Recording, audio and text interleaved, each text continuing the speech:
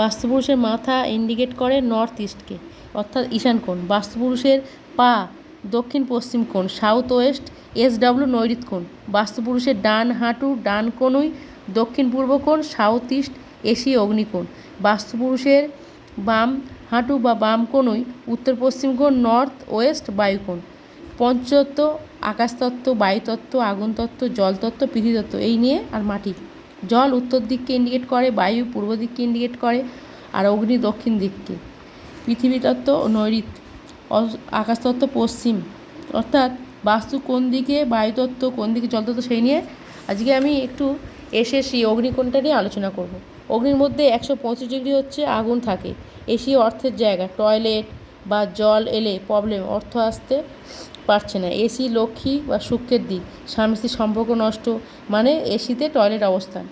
SSW মঙ্গল আমাদের সাহসের জায়গা, কনফিডেন্সের অভাব ব্যক্তিত্বের, তখনই শরীরে থেকে সূক্ষ্ম ধাতু স্বল্পতার কারণ। এস বিপরীত NS ট্যাঙ্ক কিচেন হতে পারে। নর্থকে বেশি প্রাধান্য দেয়, S ধন দেয়, N এর কর্ম S দেয়, N কে কাজ। SSW বেডরুম কিচেন গেলে SSW খারাপ হলে